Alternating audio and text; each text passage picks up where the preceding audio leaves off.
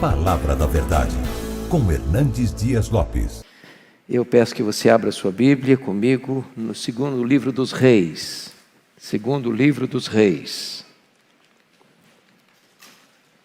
Capítulo 6.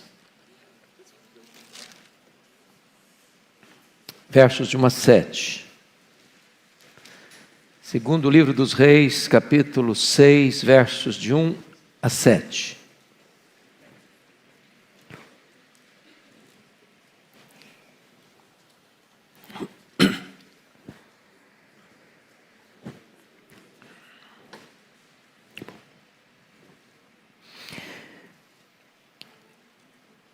Disseram os discípulos dos profetas a Eliseu: eis que o lugar em que habitamos contigo é estreito demais para nós.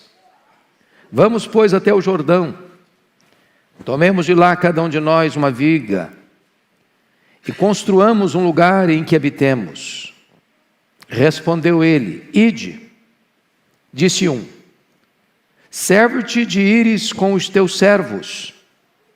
Ele tornou: eu irei. E foi com eles.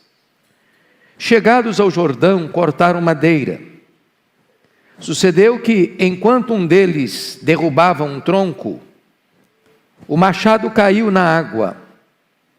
E ele gritou e disse: ai, meu senhor, porque era emprestado. Perguntou o homem de Deus: onde caiu? Mostrou-lhe ele o lugar. Então Eliseu cortou um pau e lançou-o ali e fez flutuar o ferro. E disse: levanta-o. Estendeu ele a mão e o tomou. Amados, eu gostaria de pensar com vocês sobre o tema como empreender e buscar o crescimento da obra de Deus. O tempo em que esse texto está registrado era um tempo de grande crise. Era um tempo de apostasia. O Deus de Israel, o Deus vivo e verdadeiro, estava sendo abandonado.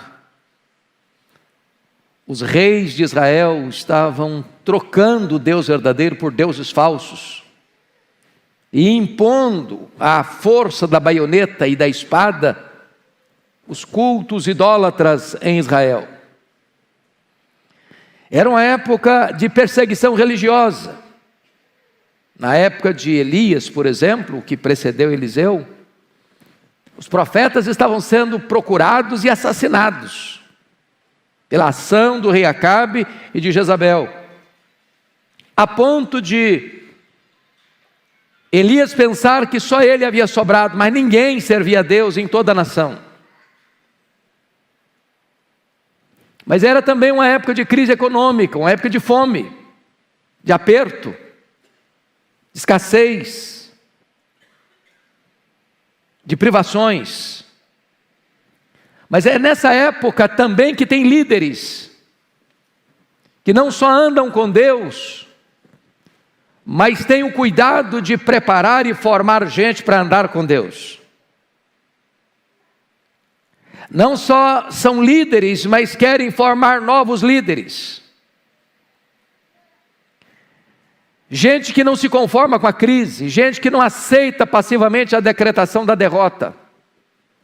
Gente que quer empreender em tempos difíceis. E à luz do segundo livro de Reis, dá-nos a ideia de que nós temos alguns seminários, algumas casas de profetas. Em Jericó, em Gilgal, no Jordão. E o contexto aqui é que havia uma escola de profetas. E de repente essa escola de profetas, diríamos hoje, esse seminário, onde pessoas eram formadas para pregar a palavra, para sair e anunciar as boas novas do Evangelho daquela época, a escola estava pequena. A escola estava estreita. Não cabia mais gente. E em vez de dizer às pessoas que procuravam: olha, não tem mais vaga, as vagas encerraram, não tem mais jeito, pode voltar, não cabe mais. Estamos dispensando agora, chegamos ao nosso limite. Eles tomam outra decisão, a decisão de ampliar a casa, a decisão de empreender, a decisão de crescer, a decisão de ter a visão do farol alto, de subir nos ombros dos gigantes, de não se conformar. E diz a Escritura que os professores desse curso eram Elias, que já tinha sido arrebatado aos céus, e Eliseu. A gente não tem ciência exatamente do currículo do seminário, de que matéria eles ensinavam. Mas o que nós sabemos é que os professores eram homens de Deus. O que nós sabemos é que os professores eram homens de oração. O que nós sabemos é que os professores eram homens fiéis, que não se curvavam diante das pressões, nem da sedução da apostasia da época. O que nós sabemos é que os professores acreditavam no sobrenatural e experimentavam o sobrenatural de Deus no cotidiano da vida. Então, diz a Bíblia que um dos discípulos do profeta, um dos seminaristas da época, disseram para Eliseu: olha, a casa está estreita, o seminário está pequeno, não tem mais vaga, precisamos crescer, precisamos avançar. Nós queríamos ir ao Jordão, cortar árvore. E eles não pediram ouro do Ofir, nem prata, nem cedro do Líbano, eles não queriam luxo, eles queriam amplitude, eles queriam ampliar. E Eliseu disse: pode ir. Aí um deles falou: Eliseu, vão com a gente. Nós precisamos da sua liderança, nós precisamos da sua visão, nós precisamos da sua companhia, nós precisamos dos seus conselhos, nós precisamos do seu direcionamento, nós precisamos de você com a gente. E Eliseu disse: vamos, eu vou. E cada um pegou o seu machado, e cada um começou a cortar a sua árvore, cada um fez a sua parte. E de repente um deles está cortando uma árvore, um tronco, e de repente o machado se desprendeu do cabo e foi para o fundo do rio. E o seminarista gritou: ai, meu Senhor! Porque era emprestado. Gente, naquela época o seminarista já era duro. Pensa num povo duro, é seminarista. Na minha época de seminarista, eu não tinha dinheiro para pagar a passagem de ônibus para ir no centro da cidade, ia a pé, e feliz da vida. Parece que até hoje a situação é mais ou menos parecida. Acho que essa história nunca mudou. E o profeta pergunta: onde caiu? O Jordão não era um rio, e ainda hoje não é um rio de águas tão limpas. Você percebe antes lá o Naamã dizendo: não, lá na nossa terra tem rios muito melhores, esse rio barrento aí não está com nada não. Então pensa que caiu um machado num rio de águas barrentas, você não enxerga nada mesmo. E então diz a Bíblia que Eliseu derrubou um pau e milagrosamente o ferro do machado flutuou. E Eliseu disse para o seminarista assim: pega, continua o trabalho. Bom, amados irmãos, esse texto tem para nós algumas lições que eu gostaria de repartir com vocês. A primeira coisa que me impressiona aqui é que nós temos que ter sonho, desejo e propósito de crescer.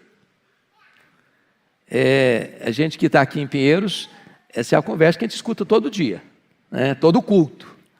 O desafio é constante, o desafio é diário. Então, o desafio é esse.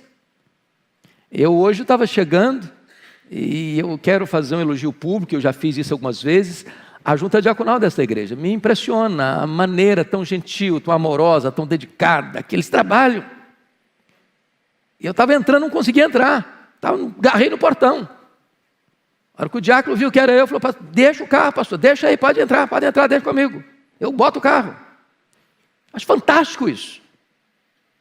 Porque a gente pensa, olha, não tem mais vaga, hoje a gente não vem para o culto, não, porque hoje não tem vaga, não cabe mais, não vem. Não. Gente, o pastor ele falou assim, eu sou assim também. Você quer botar gente pendurado no varal, mas você não quer dispensar ninguém. Que fique de pendurado nas paredes, que fique sentado na escada, que fique na porta, mas que venha. Não dá para dispensar. Não dá para dizer, olha, a casa é estreita, não cabe mais, a casa é estreita, agora vamos parar, já fomos até onde podíamos ir, agora não dá mais para crescer, não dá mais para avançar, agora nós temos limitações físicas, geográficas, agora nós temos limitações estruturais, não dá mais, dá sim, vamos para frente, a obra vai avançar, vai crescer, nós vamos avançar, nós vamos conquistar, nós vamos para frente, a obra precisa avançar ainda mais. Eu me lembro de um livro que mexeu muito comigo, a história da igreja da Coreia, do pastor Po Yang-Shu. A igreja do Evangelho Pleno tem a minha idade, 63 anos. E o pastor queria uma igreja de 300 membros, depois de 600 membros, depois de 1.000 membros, depois de 2.000 membros, depois de 10.000 membros. E cada vez que ele alcançava um alvo, o alvo crescia, e avançava, e avançava, e avançava. Até que ele foi para um local, comprou um terreno, um lugar distante, complicado, difícil. Não, mas é louco para ir para esse lugar. E a cidade foi para lá. É a maior igreja local do mundo, com mais de 700.000 membros. Visão de crescer. Eu quero crescer, eu quero avançar. Eu tenho um grande amigo, pastor lá em Fortaleza, pastor Jessé Góes. Hoje é o maior templo da Assembleia de Deus do Nordeste. Templo para 14.500 pessoas. Começou numa sala de hotel, depois alugou um espaço maior, depois um espaço de um pouquinho maior, aí surge um terreno de 50.000 metros, lá numa região bem distante. Comprou o terreno, hoje é a melhor estrutura que eu conheço de templo no Brasil. Visão para crescer, nós queremos crescer. E eu louvo muito a Deus por estar aqui nesta igreja, sob a liderança do pastor Arival, que Deus deu a ele a visão de crescimento, de expansão. E não é só crescimento aqui em Pinheiros, não é só crescimento aqui no Brasil, é crescimento fora das nossas fronteiras. A igreja não tem geografia definida. A nossa paróquia é o mundo, o nosso campo é o mundo. Então, eu gostaria de compartilhar com vocês alguns princípios nesse texto. Primeiro, tenha uma mentalidade empreendedora. Irmãos, eu não estou falando só para crente de igreja, eu estou falando para você, comerciante, você advogado, você engenheiro, você professor, você comerciante, você empresário, você industriário, você na sua área profissional. Não se acomode, não se conforme, não pare. Não estacione. Pense grande, pense maior. Se Deus está conosco, se Ele é o nosso parceiro, se nós cooperamos com Ele, Ele é o todo-poderoso Deus, Ele tudo pode, não há limite nele, então vamos para frente, vamos avançar, vamos empreender. Nós pertencemos à igreja do Deus vivo. E a Bíblia diz que Deus amou o mundo, de tal maneira. Então o mundo é a visão nossa, o mundo é o nosso alvo, o mundo é o nosso horizonte, o céu é o nosso limite. A Bíblia diz que Jesus morreu para comprar com seu sangue os que procedem de toda tribo, raça, povo, língua e nação. E então todas as etnias da terra são o nosso alvo. Nós não podemos nos limitar. Não, agora não tem mais vaga, não, agora não vamos mandar mais missionário, não, chegou o nosso limite, agora acabou. Não, vamos avançar, vamos crescer. A igreja precisa crescer, a igreja deve crescer, é projeto de Deus que ela cresça. Sentir o que Paulo sentiu, se eu cheguei até esse limite, tem um outro limite a alcançar. Se eu já explorei esse território, eu vou olhar para frente, para além dos muros, para além das etnias, para além das nações, e vou alcançar outros horizontes. É ter o sentimento do pai do presbiterianismo, John Knox, que orava e chorava e dizia: dá-me a Escócia para Jesus, senão eu morro. É ter a visão de William Carey, de alargar o espaço da tenda e ir mais além, alcançando as nações. Se você pergunta: estamos satisfeitos com o que Deus tem feito em Pinheiros? Estamos, mas não conformados. Queremos mais, queremos muito mais, porque Deus tem mais para nós. A segunda verdade que esse texto nos ajuda a entender é que na busca desses alvos e sonhos, nós não podemos caminhar sem parceiros com a mesma visão e com o mesmo propósito. Tem gente que puxa para trás, tem gente que joga contra o patrimônio, tem gente que faz gol contra, tem gente que você faz uma força para lá e faz uma força para cá. E a gente precisa de parceiro, ninguém trabalha sozinho. Quem deu a ideia: vamos ampliar o seminário, vamos abrir mais vagas, vamos dizer que tem mais espaço aqui. Ele não saiu sozinho com o machado em punho, ele buscou mais gente, ele procurou parceiros, ele procurou trabalhadores. E sabe, irmãos, nós somos um time, nós somos um rebanho, nós somos uma família, nós somos uma igreja, nós somos um corpo. Para um corpo funcionar bem, é preciso que todos estejam unidos e olhando para o mesmo objetivo, para o mesmo propósito. A gente não pode drenar forças e energias com brigas internas, com lutas internas, com disputas internas, com interesses internos. Todos nós estamos debaixo da mesma batuta, com o mesmo propósito, caminhando na mesma direção, querendo a mesma coisa, a obra de Deus avançar. Pressão de parceiros que tem a mesma visão, que tem a mesma paixão, que olha a crise não como um tempo de parar e recuar e acovardar, mas olha a crise como um tempo de avançar e conquistar mais espaço. Havia crise política, havia crise econômica, havia crise moral, havia crise religiosa, havia apostasia, mas esses profetas e esses discípulos de profetas não estão pensando em parar, não estão pensando em se proteger, eles estão pensando em alargar as fronteiras, ir para frente e crescer.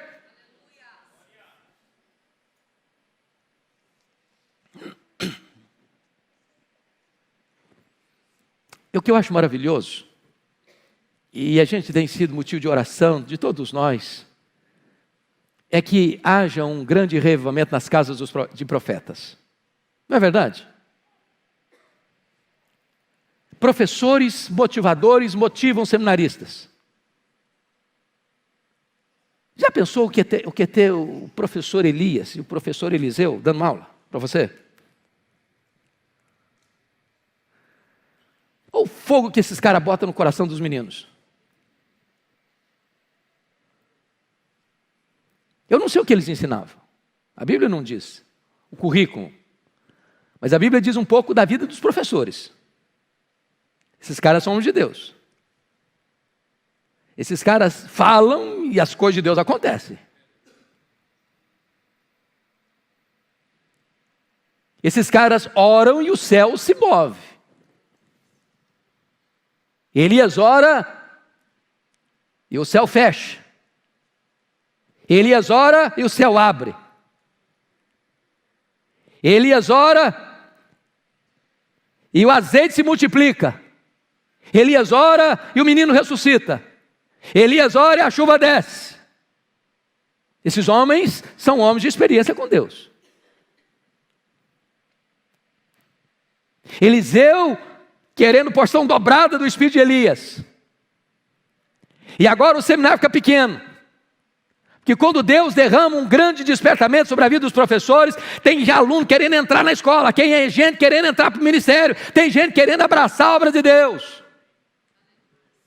Oh, amados irmãos, que Deus nos dê um grande reavivamento nos nossos seminários. Um grande reavivamento nos nossos seminários. Líderes motivados motivam outras pessoas. Mas eu quero trazer uma terceira lição nesse texto.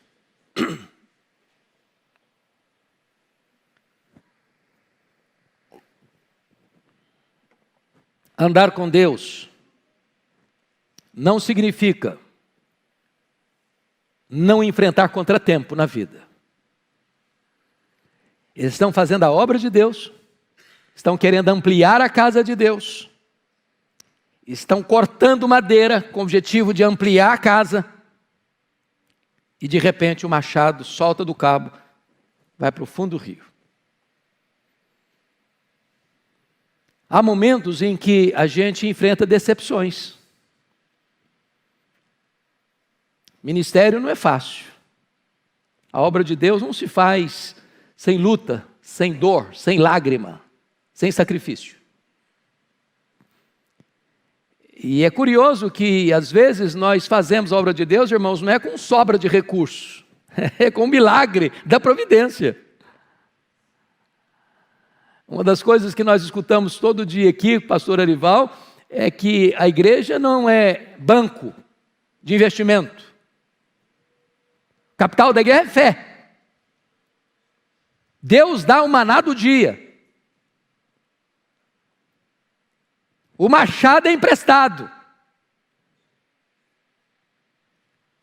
E naquela época, irmãos, a gente pensa hoje, é fácil, né, pensar no machado, hoje está tão fácil comprar essas coisas. Mas naquela época não era fácil, não.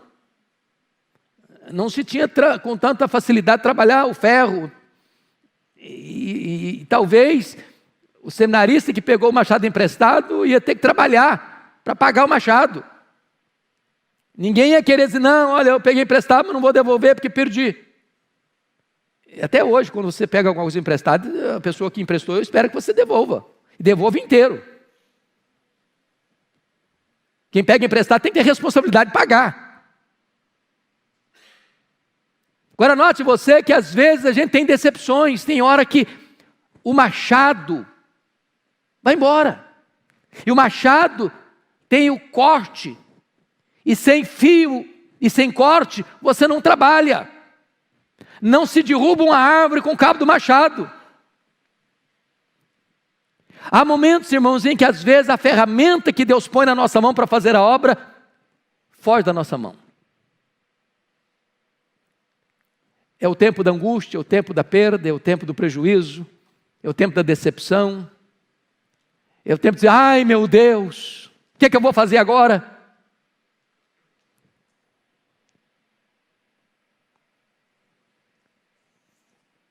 Agora deixa eu lhe dizer algo, as dificuldades não são o fim da sua história. Não são o fim da sua história. Talvez hoje você está aqui, você é um obreiro de Deus, você é um servo de Deus, uma serva de Deus, talvez seu machado já caiu num poço d'água escura. E talvez você está aqui hoje, meu Deus, a minha vida perdeu por completo a capacidade de produzir. Eu não consigo fazer mais nada, o que eu faço não tem poder, o que eu faço não consigo mais nada, eu só estou com o cabo na mão, o machado já foi embora. Talvez você está até tentando fazer a obra de Deus com o cabo do machado. Mas eu quero dizer que as suas crises não são o fim da sua história.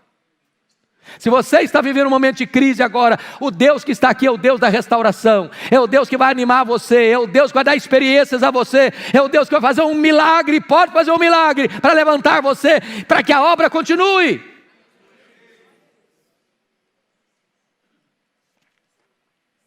Mas me permita uma quarta lição.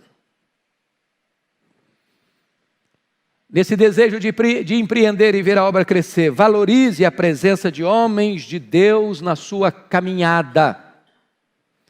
No verso 3, eles disseram, Eliseu, você vai com a gente. Eliseu tinha dito, pode ir. Não, Eliseu, mas nós vamos, mas vamos com a gente. Vamos com a gente. O que significa isso? Nós precisamos de homens de Deus mais experientes do nosso lado. Todos nós. Precisamos de conselheiros do nosso lado. Precisamos de gente que tenha mais vivência com Deus do nosso lado. Precisamos de gente que na hora de uma crise, de uma dificuldade, de um problema para nós insolúvel, vai dizer, olha, a solução é essa, a solução é essa, a solução é esta, vamos por aqui. Meu irmão, você precisa de alguém maduro, de alguém de Deus, de alguém cheio do Espírito Santo, para orientar você, para estar com você, para estar do seu lado, para encorajar você, para orar por você, para aguardar de Deus uma orientação nova na sua história.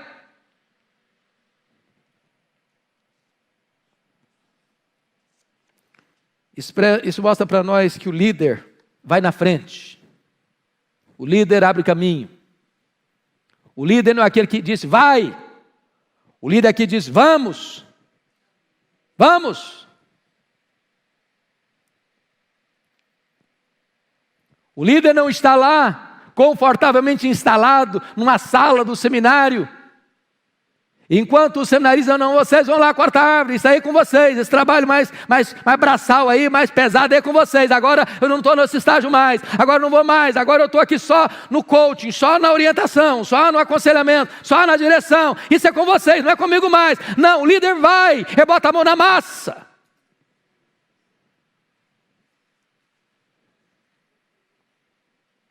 Mas para concluir, quinta e última lição. Se nós queremos empreender e ver a obra de Deus avançar, nós precisamos acreditar no Deus das ações inexplicáveis. Eu gosto de ler a história das missões, porque aquilo que está lá em Marcos no final, de que os sinais vão acompanhar os que creem, é só você ler a obra missionária.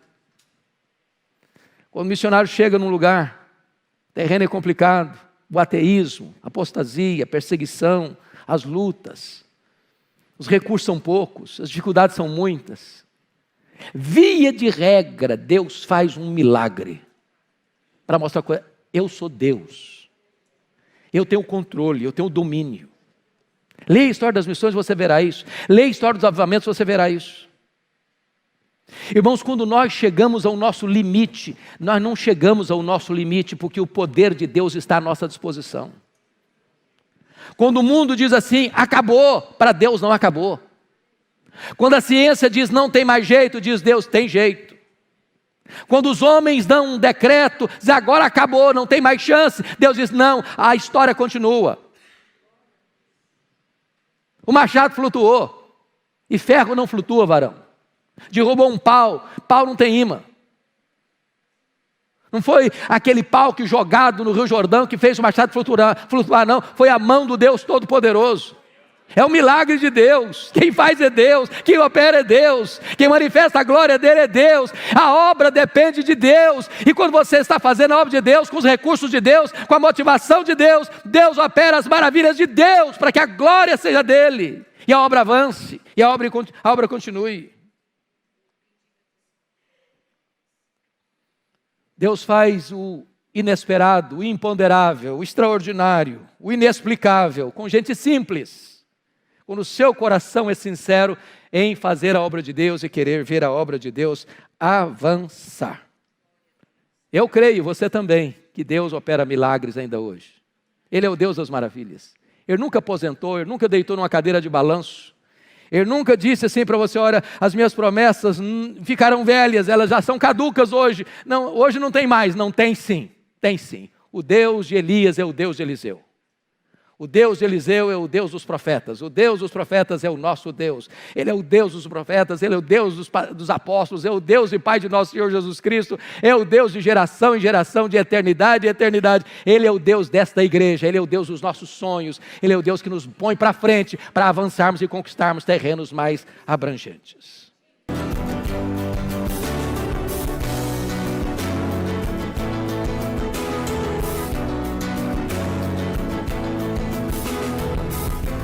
Palavra da Verdade, com Hernandes Dias Lopes.